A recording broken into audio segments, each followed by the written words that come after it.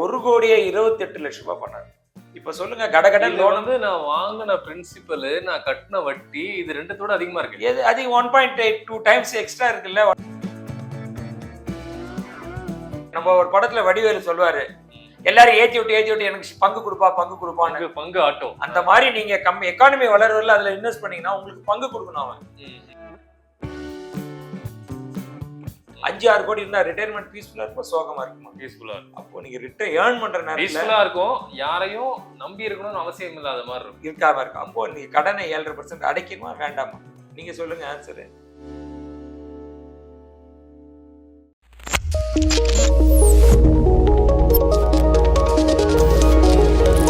Planet பார்த்தா நேயர்களுக்கு வணக்கம்.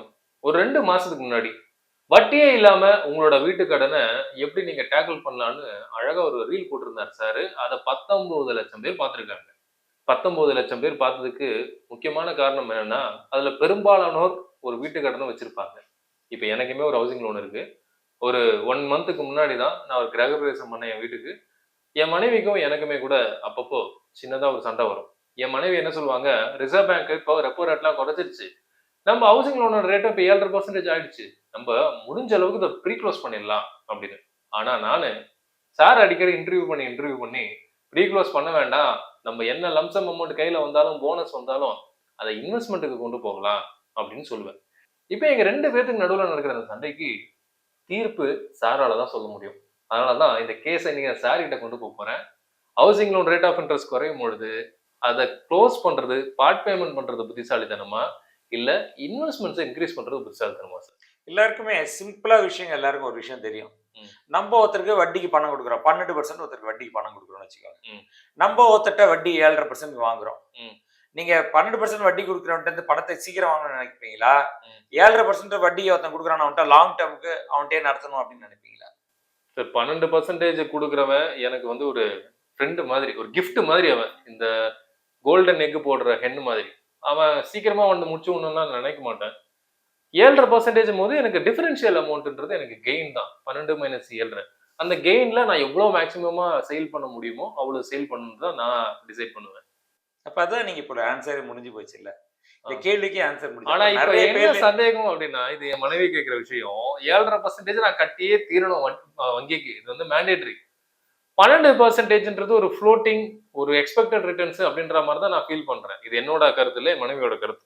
இந்த இடத்துல ஒரு டெபிட்ன்றது கான்கிரீட்டா இருக்கு, ஒரு கிரெடிட்ன்றது ஒரு ஃப்ளோட்டிங்ல இருக்கு. இப்படி இருக்கும் பொழுது ஒரு கான்கிரீட்டையும் ஒரு ஃப்ளோட்டிங்கையும் நம்ம எப்படி என்ன பாக்குறோம்னா, மாசம் நீங்க முதலீடு பண்றீங்க, செலவு பண்ணீங்கன்னா இந்த பிரச்சனை. மாசம் நான் செலவு பண்ணினே இருக்கேன் அப்படின்னா கடன் அடைக்கிறது பெரிய விஷயங்கள். கடன் பட்டார் நெஞ்சன் போர் கலைஞனான் அப்படின்ற மாதிரி ஒரு வருஷம் வரும். ஆனா நான் கடன் பட்டாலும் கடன் ஈக்குவலா நான் சேர்த்து வச்சுனே இருக்கேன்னு வச்சுக்கோங்க. அப்போ உங்களுக்கு பயம் ஏன் வருது? இப்போ தோராயமா உங்களுக்கு ஒரு 10,000 ரூபாய் உங்கள்கிட்ட மாசம் சர்ப்ளஸ் வருதுன்னு வச்சுக்கோங்களேன். இப்போ இன்னொரு கடன் நீங்க 30 வருஷத்துக்கு முன்னாடி 30 வருஷம் லோன் வாங்கியிருக்கீங்க, 1% வட்டி குறைஞ்சதுனால கிட்டத்தட்ட 74 மாசம் குறையுது. கிட்டத்தட்ட 6.4 இயர்ஸ் உங்களுக்கு குறைஞ்சிருது. ஆல்ரெடி ஒரு 2 வருஷம் போச்சு. 6.4னா இன்னும் 22 வருஷம் உங்களோட லோன் அவுட்ஸ்டாண்டிங் இருக்குன்னு வச்சுக்கோங்க. இப்போ நீங்க மாசம் ஒரு 10,000 ரூபாய் முதலீடு பண்றீங்க. மாசம் 10,000 முதலீடு. இந்த 22 வருஷம் லோன் முடிகிற வரைக்கும் நான் பேரலா இதை ரன் பண்ணினே வரேன்னு வச்சுக்கோங்க. லோன் முடியும் போது உங்கள்ட்ட பணம் எவ்வளவு இருக்கு தெரியுமா? 1,28,00,000 பணம் இருக்கு. இப்ப சொல்லுங்க, கடகடன் லோன் வந்து நான் வாங்கின பிரின்சிபல், நான் கட்டின வட்டி, இது ரெண்டுத்தோட அதிகமா இருக்கு. எது அதிகம்? 1.82 டைம்ஸ் எக்ஸ்ட்ரா இருக்குல்ல, 1.28 டைம்ஸ் எக்ஸ்ட்ரா இருக்குல்ல. அப்ப நீங்க வாங்கினது லோன் 50 லட்சம். நீங்க லோன் ஆக்சுவலா பிரின்சிபல் கட்ட வேண்டியது 54,31,000 ரூபாய். 1% வட்டி இப்போ 1% குறைச்சனால உங்களை வட்டி சேவ் ஆனது 29 lakhs. இந்த காம்பினேஷன்ல எக்ஸ்ட்ரா உங்களுக்கு 1,28,00,000 கொடுத்தா நீங்க சந்தோஷப்படுவீங்களா, சோகப்படுவீங்களா? சந்தோஷம் தான். அப்போ என்ன பண்ணணும் நம்ம?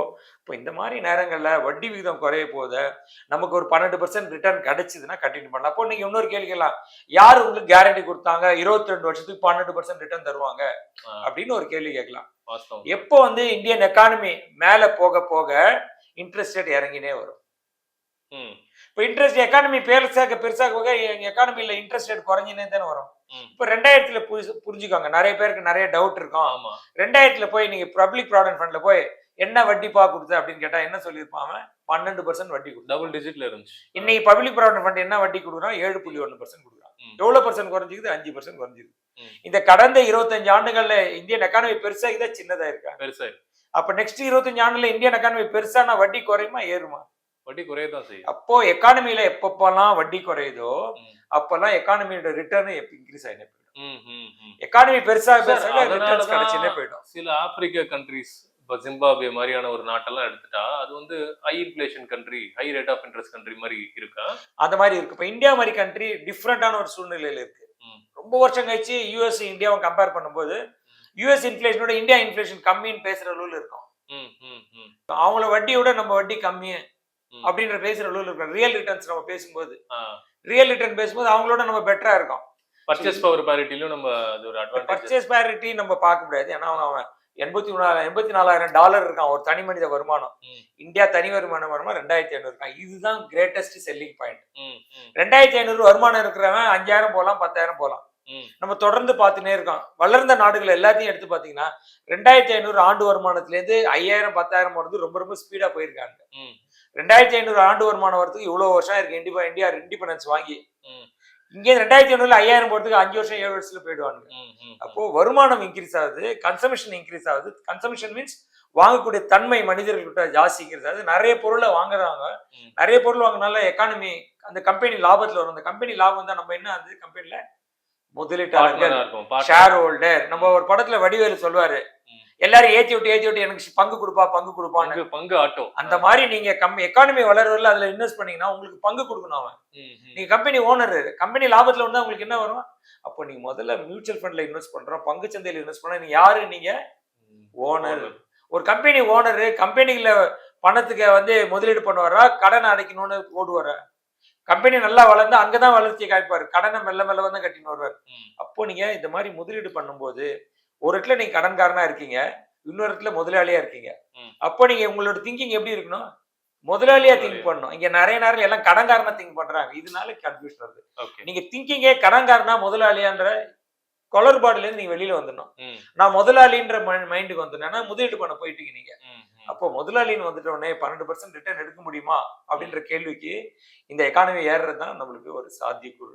ம். இப்ப கடந்த 25 ஆண்டுகள்ல நம்ம பாக்குறோம்னு வச்சுக்கோங்க. ம். எஸ்ஐபி கட்டின வெறும் கடன் அடிச்சா கேரண்டியா 7.5% போயிடும். ம். இங்க 12% எப்படி வரும் அப்படின்னு ஒரு கேள்வி கேட்டீங்கன்னா, கடந்த 25 ஆண்டு காலத்துல வெறும் லார்ஜ் கேப்ல யாராவது முதலீடு பண்ணிட்டாருன்னா 7 வருஷத்துக்கு நெகட்டிவ் ரிட்டர்னே அவர் கிடைக்கல. அவர் பாசிட்டிவ் ரிட்டர்னே கிடைச்சிருக்காரு. ம். அதுல 12% ரிட்டர்ன் கிடைச்சது 67%. ம். அதுல கிட்டத்தட்ட 10% இருந்து 81% ஆஃப் த டைம் 10% ரிட்டர்ன் வாங்கியிருக்காரு.